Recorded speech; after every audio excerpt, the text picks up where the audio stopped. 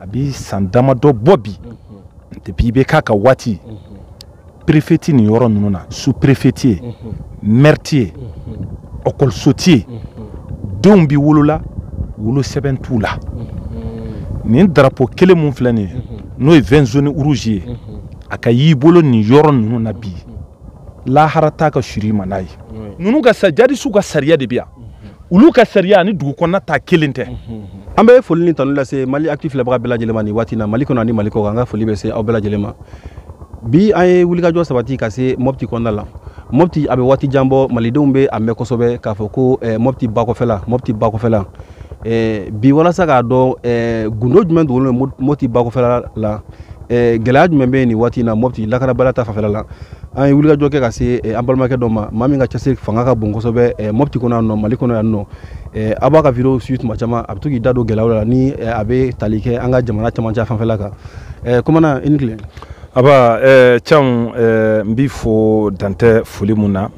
ka da i ka wulikajɔ kan ka bɔ fo Bamakɔ ka se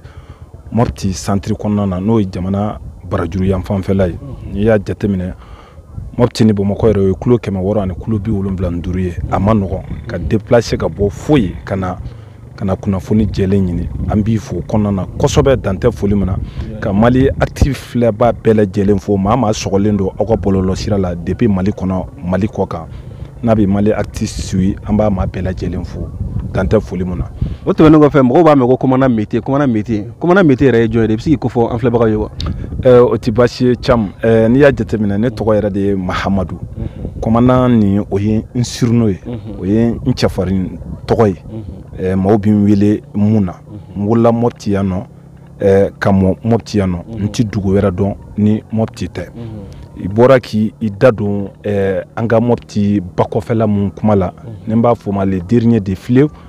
o de filɛ nin ye tan nɔ Nantaga. Nantaga ye n'i mana nin ba in tigɛ, nin de bɛ taa fo i b'a mɛn Tɛnɛngu, Yuwaru, Mura ninnu, i b'i to yan ka taa nin yɔrɔ ninnu bɛɛ la. N'i ye nin ba in tigɛ i bɛ se ka t'i yɛrɛ sɔrɔ fo Segu. Donc gɛlɛya nana bɛn nin yɔrɔ ninnu kan k'a daminɛ 2016 ka na 17-18 ninnu na, gɛlɛya nana bɛn nin yɔrɔ ninnu kan kosɛbɛ. Gɛlɛya nana bɛn u kan maa jɔnniw fɛ n'o ye banbanciw ye, n'an b'a fɔ mɔgɔw ma ko jadi wale tigilamɔgɔw, u nana gɛlɛya ta ka nin maa ninnu sɛgɛrɛ. N'i y'a jateminɛ k'a fɔ nin yɔrɔ in n'o ye Nantaga ye, a bi san damadɔ bɔ bi depuis i bɛ k'a ka waati préfet nin yɔrɔ ninnu na Nantaga, sous préfet ye maire ye école ye denw bi wolola wolo sɛbɛn t'u la. Nin drapeau kelen mun filɛ nin ye n'o ye 20 zones rouges ye, a ka y'i bolo nin yɔrɔ ninnu na bi lahara t'a ka suri ma n'a ye. O ye degun dɔw ye. N'i y'a jateminɛ tuguni bagan mara a ɲɔgɔn yɛlɛn tɛ nin yɔrɔ ninnu na. Sɛnɛkɛ a ma nɔgɔn. N'i bɛ sɛnɛ kɛ bi i bɛ sɛnɛ kɛ ni jadi wale tigilamɔgɔw ka yamaruya de kɔnɔna ye. N'i ye sɛnɛ kɛ fɛn min ye jaga ye i b'u niyɔrɔ b'a la ka d'u ma. Nin yɔrɔ kelen mun filɛ n'o ye Nantaga ye, télé tɛ jouer yen nɔ, téléphone musique k'i b'a lamɛn o kuma t'a la. Sariya dɔ de talen don ka imposer u fɛ jamanadenw yɛrɛ kan. Burumusi u ka burumusi giriman finman ninnu, nin yɔrɔ mun ni ɲɛ b'a la n'o ye Nantaga ye n bɛ kan ka yir'i la. Muso foyi tɛ nin yɔrɔ masina ninnu na, a kɛra musokɔrɔba ye o, a kɛra npogotigini ye o, k'i tɛ burumusi du i yɛrɛ la. Wajibi. Jagoya ni fi a diyara i ye a ma diya i ye, ou bien i bɛ dugu in bila, ou bien u b'i bɔnɛ i ni na. Cɛw olu bɛ kurusi sen datigɛ. N'i y'a jateminɛ nin mɔgɔw sɛgɛnnen don kosɛbɛ. Donc i bɛ k'a ka fanga bennen ka na se fo bi an filɛ 2023 mun na. An ka armée u ye dɔ kɛ, u ye caman kɛ, nka mun tora o de ka ca bi. Parce que n'i y'a jateminɛ yɔrɔ kelen tɛ nin yɔrɔ ninnu fan na n'o ye Nantaga ye, i b'i mana ba in tigɛ ka bɔ yan ka taa fo Tɛnɛngu ni Yuwaru ninnu fo Salisalibé ninnu, k'a fɔ yɔrɔ kelen bɛ yen ko mun contrôle b'an bolo, k'a fɔ a contrôle b'an bolo 100%, an ka sariya bɛ bolo a kan. yaro mbora ka fi ngo préfet sous préfet merti mer fen bi ni bako fela na a be fela ni moptia do bi bomako do ali mo be gafe fen na mela fika batke ono non fika bade tige kanao parce que nya fi préfet o merti o ngo dombi wolo sebentu la fen kele mum bi ni bako fela na kibisigi toko jala fo na kera docteur suyi sino okol sokoni o kumatala do jomo fragale no anga docteur parce que yaro docteur ulu ka frake o nafa bu ulu yere kan u ti se ka fu be fen fo lawo no te ka fo okol so de wa ou bien projet barakela ki bita okol so ku kuma de fo eno non o kono kuma ti eno fe développement kuma yi ki bito fo eno o ti fo eno parce que nya fi nyana ka ni comme ji jalen do sisa ka bo mopti konona na ka bain tike kana sisa atiteme 5 minutes kan gani ji donen do abi se ka tanta dona abi se ka ta fo 15 minutes 20 minutes nuna bo fen kadiye ka ke mopti ville konana ni ye bain tike kana le dernier de fleuve atiteme 5 minutes ka iti se ka ke mba fo amena nga video koro la amena ngo drome temps ni yo boy bi bo malien yala mba fo ko jide kama imana drome temps mboka batige fen kadiye mopti ville kona kana ke bako fela le dernier de fleuve iti se ka ke batige sa tane quoi drome temps de do ni drome temps tige sara doro bi tige ni donc yan saria nan taka saria bako fela ani mopti ville kona saria kelente orke adumbe jamana kelende ya donc mo bi ni yoro nununa u segenen do kojugu toro buka ga nyo de fo angarme ubi dola de ko do foro ko wilika jonu ko chesiri ka alibi pour que ka sekata ninu manunu ka tu kulumage e chamu yere nana ye fen chaman familial ye fen chaman o la ka wilika na terrain ka c'est très important nyo de fo ni yoro libéré la che folo mumbi boka fo ngopti centre konana komana metidu mba fo nga bidou la wati be on de ba kono ala kan kisi na kere dugunye fo ka dante ma be ma folo munun soro ondu na kere lafiya ifene ma folo munun ba lafiya soro ondu iti fenju ibi fenju ya femu na ya soro ita kono ke femu iba kono ala kan kisi na jugu yara ere nimbi se ka tola ay bo jugu ya ka soro tienta e chamu yara nana mbora ka yirila a befleni ka bo morti kana ba ko fela ina titame 5 minutes ka drometan ni ya sara doro ibitike boni tigero la sariya nunu ga sajadi su ga sariya de biya ulu ka sariya ni dugu konna ta kelinte mogo biye no uti sega femu ka denguni gintantala konyo gintantala avec nous les ga sariya ulu ka sariya bolokoli gintantala parce que l'autre jour mbora ka mutika doy ay video ke ka foku fuiti pa ko felala mutika rere o mutika do a video yere mogo chama de ya video chima ne manda do akumala parce que fen do bi no ibulu to ka tatien quoi itina na sega fen be jabi quoi bon ale yere bi kan on kungo geleya abikanga sorasu décourager ne ko fenti no si ça nie civil cham ibi segana uga saria ni mu dan sogo uti simao gani na uluka saria ifemye ina fo nyafie ngo téléphone musique ti lamay télétisé denguni gintantala bolokoli gintantala boné kibino keno ibina na donga fo kobi sino wati de fikasa andro go sango be batga sangata fo nga ni kushi no ibatige sarakatala ibatige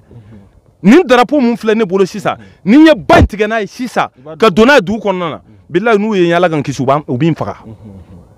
donc ni nana uluka dabada iba taw odema bo pour que ga nyena je ga téléfle iga téléphone musique la mais oh ibi barre tige wala kana moti dugu konnana donc bako fela problème bitene nya fié même fa mi famille est-ce que bako fela est-ce que dugu na ma keleba ko bamakachi nu jadisi nu sigile ne be no ou bien awbe chokodi ne bon bako fela na ni batige sisa iba soro dugu do bi no jadi wale tigila mo ou bi no a bay wulude unuka dimbaya parce que le problème c'est quoi dugu dere kele tururushi dugu dere kele ka marfata anina fo ani jamana were de bi kele la kelintew étranger ou bala de ga on yere ka jamana mo de ka chala munu murtira nuye marfata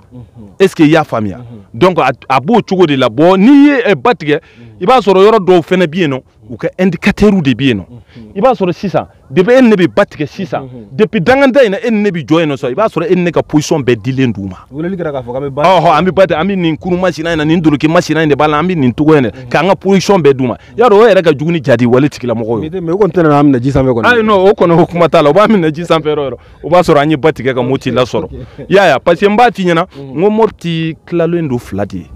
fankelema yɔrɔ o bɛ jima yɔrɔ la o de ye yan ye an filɛ e ni ne filɛ yen de fankelema yɔrɔ o bɛ kuluma yɔrɔ la o de ye Bayangara Bankas Koro fo Douansa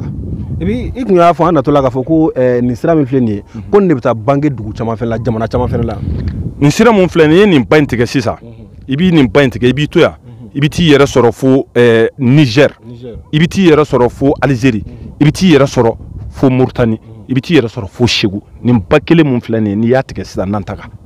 i bɛ t'i yɛrɛ sɔrɔ dugu caman na nin yɔrɔ a bɛ taa bɔ yɔrɔ caman de fɛ y'a ye voilà donc yan lahalaya b'o cogo de la caman ayiwa an y'a faamuya i n'a fɔ aw yɛrɛ fɛn caman y'a mɛn cogo min na ba kɔfɛla Mopti ba kɔfɛla je pense que commandant Mete a ye kuma caman fɔ a ye faamuyali sɔrɔ min na parce que i b'a ye k'a fɔ ko jamana in kuma a bɛ ɲini ka gɛlɛya maaw b'u sigi tuma caman u tɛ se terrain sanfɛla la minnu bɛ terrain sanfɛ u t'olu wele ka kibaruyaw ta nka u b'u sigi min mana bɛn u d'a ma waati min na ka o fɔ yɔrɔ dɔ la u ma deli ka se yɔrɔ min na u tɛ fɛn dɔn yɔrɔ min réalité la c'est pourquoi au niveau de Mali Actu an y'a kanuya k'a fɔ ko an bɛna to ka taamaw caya n'an y'a mɛn k'a fɔ ko faamuyabalila sɔrɔlen don kibaruya fɛn fɛn de la Mali fan o fan kɔnɔna la an bɛ wulikajɔ sabati an bɛ se yen nɔ ka taa kuma di a dɔnbagaŋanaw ma ka taa kuma di a seere jɔnjɔnw ma olu ka se ka an filɛbagaw ka se ka olu bɔ fili kɔnɔna la Cam n b'i fo hali bi k'i barikada i ka déplacement na ka bɔ fo Bamakɔ ka na Mopti yan maa sɔgɔlen don Mali Actu sanfɛla la Mali kɔnɔ Mali kɔ kan nin video in b'a fɛ aw k'a cari kosɛbɛ parce que Cam nana n yɛrɛ ɲɛ ye fɛn ye a n'a lakalila ye kelen tɛ Cam nana walahi a yɛrɛ ye réalité caman ye parce que bamananw ɲumana bana dogolen tɛ furakɛ c'est à dire que ka tugu maa ko fɛn bɛɛ ka ɲi a ka ɲi Cam c'est pas bon dɛ ko ni nin tɛ tiɲɛ f'i ye jugu sara k'a f'i ɲɛna merci Cam a kɛra kunnajɛ maliyɛnw ni ne bɛ ka tiɲɛw fɔ merci Cam wallahi ne bɛ fɛn fɛn f'i ye yan kan dalu de don maa tɛ se k'a sɔsɔ c'est à dire an kana kuma naamu k'a don ɲɔgɔn bolo quoi an ka transition les 5 colonels n b'a fɛ u ka dɔ fara u ka cɛsiri kan an'u ka wulikajɔ kan hali bi n m'a fɔ u ma fɛn kɛ dɛ u ye caman kɛ Cam nka caman ba de tora Cam n'i y'a jateminɛ n y'o de f'i ye Mopti centre kɔnɔna dugu kelen tɛ yen mun libéré la dugu kelen tɛ yen ko administration seginna ka taa yɔrɔ min dugu kelen tɛ yen ko déplacés seginna ka taa yɔrɔ min Mopti kɔnɔna la Mopti centre kɔnɔna na n bɛ défi lancer dugu kelen a tɛ yen déplacés seginna ka taa yɔrɔ min dugu kelen tɛ yen nɔ administration seginna ka taa yɔrɔ min na dugu kelen tɛ yen déplacés seginna ka taa yɔrɔ min Cam n'a dugu sɔrɔla yen nɔ Facebook kan kuma n y'a haramu ko ne commandant Mete Kote n ye défi de lancer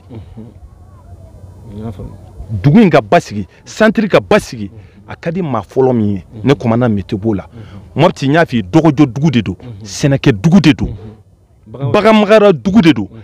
Cam b'a f'i ye nin yɔrɔ ninnu n'i ye nin yɔrɔ ninnu dépasser sisan yɔrɔw bɛ yɔrɔ la bosow tɛ se k'u jɔ kurun kɔnɔ k'a f'u bɛ jɔ fili ka jɛgɛ ma jadi wale tigilamɔgɔw k'a ta sawuna yanfanfɛla ninnu ni k'i b'i jɔ ye ka ba fili jɔ fili u bɛ mugu ci la même l'autre jour a ma mɛn kosɛbɛ u ye jadisiw ye marifa ci mɔnikɛla dɔw la u bananen kun dalen don Sevare hôpital la ne yɛrɛ taara ka t'u lajɛ ka taa ɲɛ da u kan donc an b'a fɔ hali bi cɛsiri ani wulikajɔ u ka caman fara kan mɔgɔ minnu ni kuma laselikɛlaw don an b'a ɲini u fɛ ni maa i bɛ se ka na i n'a fɔ e Cam nana cogo min na ne bɛ se ka se n'i ye terrain kan k'a bɛɛ réalité yiri la bamananw ɲumana bana dogolen tɛ furakɛ n'i ma bɔ n'i ka bana ye i tɛ fura sɔrɔ a la donc fɛn caman de bɛ yen nɔ an yɛrɛ y'a fɔ ka da jamana n'a lahalaya n'a taabolo kan an da tɛ don o la ka o fɔ ka da ka jamana yɛrɛ bi cogoya mun na merci donc an b'olu to yen nɔ donc ka kuma naamu k'a di mɔgɔw ma kɔfɛ ala k'an kisi a bɛ taa kɛ fɛn ye fɛn mun an ma sigi n'a ye parce que n'i y'o de fɔ an ka nin laseli ani commandant ka nin laseli centre kɔnɔna na a b'a to autorité la transition u tɛ fɛn caman kalama Cam ne ka nin laseli fɛ u bɛ se ka bɔ a kalama u tɛ se k'a bɛɛ ye o an ka nin fɔfɔli de u bɛ se ka caman don a sen fɛ ne y'a f'i ye n k'i ma dugu tɛ nin yɔrɔ la k'a fɔ ko mun libéré la duguti ni yɔrɔ la k'a fɔ yɔrɔ mun a maire seginna ou bien ko a dugutigiw seginna a ti ye dugutigi fɛn fɛn n'i y'a ye nin yɔrɔ in na i b'a sɔrɔ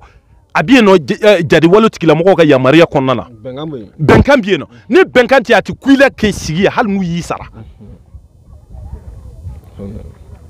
Mopti ye dɔgɔjɔ dugu de ye motikaw de bɛ bɔ ni jɛgɛ ya ka taa n'a ye chaîne kɔnɔna na pays dɔgɔn Bayangara Bankashi Koro fo ka taa Douansa Mopti yɛrɛ bi balo dɔgɔjɔ de la sanni feere n'i y'a jate minɛ nin bakɔfɛ kelen mun cam ni ɲɛ b'a la Mopti sɔrɔ kilan bɛɛ bɛ bɔ nin yɔrɔ in de fɛ Mopti dɔgɔ ye dɔgɔ fila de ye a dɔgɔba o ye jeudi ye dɔgɔ filanan o ye dimanche ye donc bi dimanche donc mɔgɔw bɛ bɔ nin bakɔfɛ kelen de la cam ka na sanni feerew kɛ u bɛ minɛn dɔw san ka taa n'a ye o b'a sɔrɔ u yɛrɛ nana nin fɛn dɔw y'u nɔfɛ bon bi cam ni sɔrɔ a dɔgɔyalen don kosɛbɛ dugu caman bɛ yen nɔ jadiwale tigilamɔgɔw ye mɔgɔ minnu gɛn ka b'u ka yɔrɔw la u sigilen tɛ yen nɔ dɔw taa yɔrɔ t'u la na yɔrɔ t'u la nka jam bɛ se ka mun fɔ dɔrɔn kuma lasurunyana dɔrɔn jamana in ala k'a basigi sebaya ala k'a di an ka woromasigi tabagaw ma an tɛ fɛn fara kan an tɛ fɛn bɔ a la cam tiɲɛ de tɔgɔ ye kulul haka wala wala wa nafsika n tɛ sara ɲinina bi ma ne bila réseau in kan depuis 2016 fo ka n'a bila 17 la ne bɛ réseau in kan diɲɛ mɔgɔw ka Mopti centre kɔnɔna degun dɔ hali n'a bɛɛ tɛ ne ye n'i ye ne ta ka bɔ a la a tɔ bi dɛ bon bi n'an bi kuma ko f'i ka vivre hali n'a ma ɲi k'i k'a fɔ caman a ka gɛlɛn ne ma wallahi caman anw de b'a kɔnɔ yan wallahi c'est à dire i bɛ taa fɛn fɛn fɔ ko nkalon don cam wallahi sini bi ye diɲɛ dan tɛ yan kelen ye i bɛ kuma fɛn fɛn fɔ video la ko nkalon don i tɛ siratu tigɛ ni ala m'i ɲininka la i bɛ video fɛn fɛn fɔ ko ɲuman don i tɛ siratu tigɛ ni ala m'a baraji sɛbɛ i ye an ka kuma ni tiɲɛ ye n y'o de fɔ n tɛ fɛn fɔ a kan n tɛ fɛn fara a kan n tɛ fɛn bɔ a la mun biya kɔnɔ dimi tɛ anw de ɲɛ b'a la e caman yɛrɛ nana i ye fɛn caman ye mun tɛ ne kɔmana mete yɛrɛ ka yeta ye i ye fɛn caman faamuya parce que i wulila ka na fo terrain kan mun bi fɔ ka na lajɛ tiɲɛ de don ou bien nkalon don donc o jaabi bɛ e caman yɛrɛ bolo donc o hɔrɔnya o n'o tiɲɛ cɛ mɔgɔ dɔw bɛ ne wele n ka téléphone n b'a faga de a bɛɛ ni kuranɛ cɛ ka kuranɛ cɛ villageois kɔmana mete ni ma ɲama an ta tiɲɛ na koyi ala ta maka wallahi caman ti ɲɛ f'i b'i ka téléphone faga ji bi ti ɲɛ kan a don bi jigi sugu kuma f'u ye n b'a fɔ k'u hakili sigi jamana hakili b'u la jamana autorité hakili b'u la u bɛna na wuli ka jɔ sabati na ala ni kira sɔnna ka t'u bɔ bolo la nin si an tɛ nin si fɔ an bɛ fɛn caman dilan dugu ma k'a sɔrɔ an ma na n'a ye réseau kan n'i y'a ye an nana fɛn fɛn ye réseau kan i b'a sɔrɔ a y'an dépassé de i y'a faamu donc fɛn dogolen bamananw ɲumanna bana dogolen a tɛ furakɛ an ka problème n'an ma bɔ n'a ye an m'a ye maa min bɛna na bɔ n'a ye n y'o de f'i ye jamana sigilen don fɛn damadɔ de kan cam okɔliso mun datigilen ni Mopti centre kɔnɔna na a ka ca ni okɔliso 400 ye denmisɛnnin bahirika minnu ka siniɲɛsigi ɲɛlen don cam n'i y'a mɛn jamana n b'i ɲininka cam ne b'o fɔ a mɛnna depuis en 2017 n ko est ce que sini ma sinikɛnɛ ma cam est ce que maa bɛna na bɔ an ka jamana in kɔnɔ Mopti région na yan jamana barajuru yan fan na k'a fɔ ko nin ye kalankɛlaba ye wa ou bien nin ye dɔnnikɛlaba ye wa cam nin yɔrɔ mun filɛ nin ye k'a ta fo yɔrɔ min okɔliso kelen a ti yan n'an ta k'a filɛ okɔliso kelen a ti yen okɔliso bɛɛ datugulen don mais cam denmisɛnnin joli bi wolola nin yɔrɔ la wa denw bi wolola ye wolo sɛbɛn t'u la donc ka mun fɔ maliyɛnw ye mali kɔnɔ ani mali kɔ ka depuis Europe Asie fo continent américain k'a fɔ gɛlɛya n'a banna ou bien ni dɔ bɔra la an b'a fɔ an y'o de fɔ an ko sɔrɔsiw ye caman kɛ ka camanba de tora duguma libéré an fɛ yan okɔliso ma dɛlɛ centre kɔnɔna na yan dɔgɔtɔrɔso de bɛ yan nɔ ni dɔgɔtɔrɔso tɛ foyi tɛ yen nɔ dɔgɔjɔ haramuyalen don mɔgɔw ma sɛnɛkɛ haramuyalen don mɔgɔw ma bagangɛn haramuyalen don mɔgɔw ma burusi kɔnɔ mɔgɔ n'i ye dɔgɔjɔ tigɛ a la ou bien i ye bagangɛn tigɛ a la i ye mun wɛrɛ to a ye tuguni i y'a ɲini k'a faga de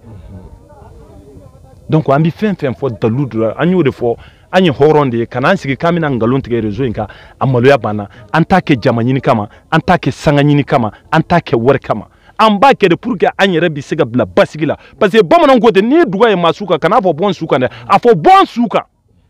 n'i y'a jateminɛ kɛlɛ mun tun bɛ depuis fo Kidal ka kulungulon ka boy kana fo Gao ka kulungulon ka boy kana fo Tombouctou ka kulungulon ka boy kana fo Moptiya fo Mopti Bakofela ka kila ka bo fo Mopti Bakofela le dernier de fleuve ka kunya si fo pays do koma o de bangara bankasi kuro ye ambi duwaw ke jamana ala ka basigi jugu ala ku kumbwanka ala ka fendu mamu bunyina ba malik bako anga wuru masigi tabaw no ye armée mali ala ka sibaya duma su ani clé ya rabbi ala ka fendi manunu ni manunu ma cham no jadi walu tigila mogo no tururu suye no ye om armée we mumbu hakili bo maliko ni ya jate mina sandama daina jamana in sekena kosobe surtout cham anga yoro cham mun kera anga yoro ina amake Kidal amake Gao amake Tombouctou cham mogo do ga fami bere tunna nin koina mogo do ga fami bere sara nin koina mogo do ga c'est-à-dire que nin kele ina utado cham ubita yoro min tuguni ta yoro tula na yoro tula ni tar sebari ni déplacer o cham jibi karinyala demsen fitinu musokoroba shijew dona na tola mena wulga jo sabati ka se oron felala kata micro tengu felala ku ka gela ka nyini ka do chamo diara en kosobe ngo nyode fo ne bi fo sa parce que boro fo yorom yoro jande do kana fo talu no fe ninne masika courage soro la ke e deme o barala cela veut dire que otuma ne be baramu na ou bien bi kuma mu fo tinya tala ou bien hashidiadu i mago bi yoro la ko ne komana mete sembi se ka ni seniye chambi seniye pour que ka tieni mboka taka yira jiam ko la ka yira malien do na mali fanta ani nani bela jeli donc ki fo ki barkada dante foli mo ouais ame komana meti amba fo ko sobe amba fo nyana ka fo ko askilen fletanto ani farga re be nyogona far mandala nga o benata asona ka bo aka lafia konna la ka furakeli konna la ka tajike aka bulma fena ka kla ka kuluni fenata kana ni anye ba chamanchela Mopti mimbe jamana bolo ani Mopti mimbe bambagachu bolo kana oro yira anaka feseli kan kosobe kuma chaman fora ya no antena seka munu kuma bek sedi amani watina ga dona na tawla awulga jo atina dan klempe droma amene awulga jo continuer ka se Mopti ro chamana Mali ro chamana iralti munu be terrain sa fela la ka nyini kala se malduma anu ci aka kluma jola aka be anyo na rema